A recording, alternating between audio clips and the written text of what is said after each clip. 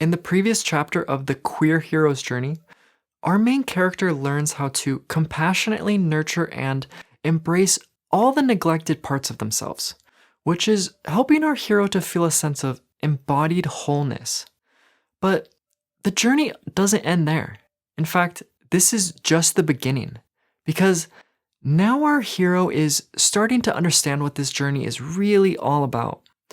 Whereas before our hero looked into the future and saw the person they were becoming, now they look to the present moment and they embrace who they already are. And instead of frantically trying to change their circumstances, they simply accept what is.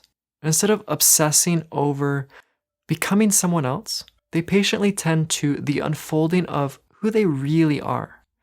And even though our hero still feels pain, they still get insecure, and of course they're still excited about the future, our hero has grown wise, and they have learned how to hold their pain and to embrace their insecurity.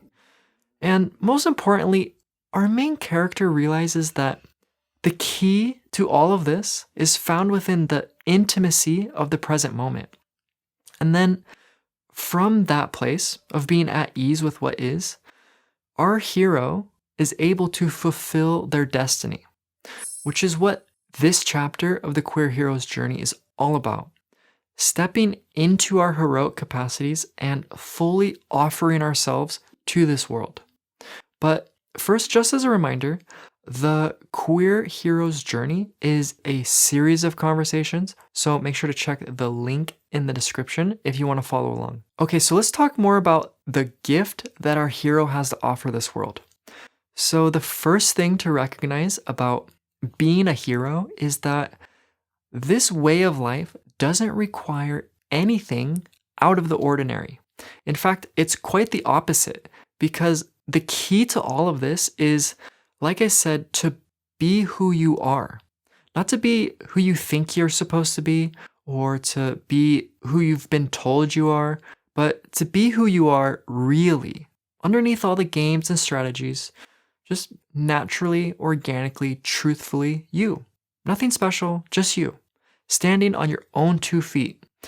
Thinking for yourself, acting of your own accord, connected to your inner resourcefulness, not reaching or grasping or pretending, not running or avoiding or defending, just being yourself, here and now.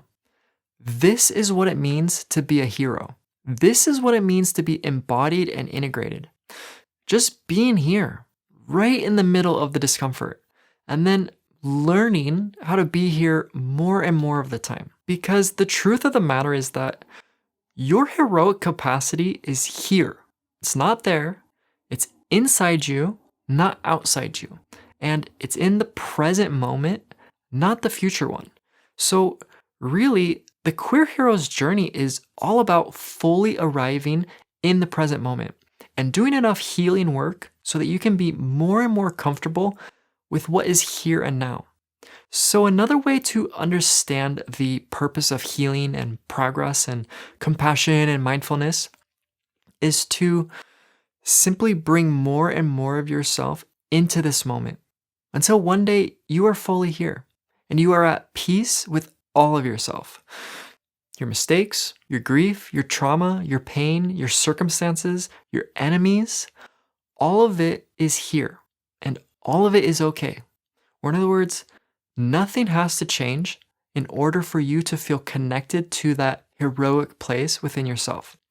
And then from that inner spaciousness and that intimacy with the present moment, you offer yourself to this world, which is exactly what our strategy is all about. Okay, so to begin, let's consider the origin of your queer-related pain, or that original situation which you were born into. So this was a conditional environment which communicated to you that certain parts of yourself are worthy and lovable and others are not, which in turn caused you to modify who you are just so that you could receive love. Now, obviously this is terrible and it has caused you tremendous suffering. So it's gonna feel really easy to just point the finger at whoever raised you and say, oh, well, it's all their fault. Or we could also point the finger at society and culture and religion and say that, oh, well, that's the source of the problem. But in reality, it's not quite that simple. Because what we are dealing with here is a cycle, right? Or a worldview which is being passed on from one generation to the next. So the real opportunity here, it's not to pass blame, but instead it's to break the chain and to initiate a new world order which is grounded in the principles of compassion and unconditional love. Which I get might sound like an idealistic fantasy, but in my opinion, nobody is better equipped to be an ambassador for peace and inclusion than you, the queer hero. Because from the moment you were brought into this world, you have been faced with tremendous adversity. And it is precisely because of this origin that you are both qualified and prepared to change this world. Or, in other words, you have the medicine. And not only that, but you are the medicine. Your wisdom, your strength, your love, your compassion. This is how the world is going to heal herself. This is how your ancestors are going to be redeemed. This is how our society is going to transform through the eyes of the queer hero and every other version of hero that has overcome their unique set of challenging circumstances or their origin. So, quite naturally, the next step of your journey is to give this world the same gift that you have given yourself. Meaning, once you learn how to see yourself through the eyes of compassion, all you need to do is look up and see everyone else through the same perspective.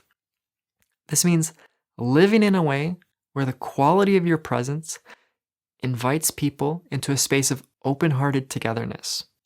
This means valuing each and every interaction, not just with people, but with all beings. This means showing up for your life, showing up for your relationships, reminding people that it's okay to be who they are. This means loving people with the same unconditional quality that you have learned to love yourself with. And more, bringing a sense of spaciousness and aliveness into the hearts and minds of others. And that right there is the hero's gift. That is how you dismantle the old world and inspire a new one. Do your work and then move through this world as an embodied, compassionate, and balanced ambassador of peace and truth. This is the destiny of the queer hero. And the good news is that you don't have to wait until a day in the future for you to be that heroic version of yourself. You don't need to wait until after a transition. You don't need to pass. You don't need to be out. All you need to do is be yourself, rooted in the here and now. And when you do that, you will learn the same thing that myself and so many others have.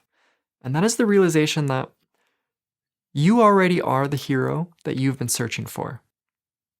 And if you've enjoyed this series and are ready to deepen your understanding of gender and creative expression, then I want you to join me for a workshop called Remapping Gender.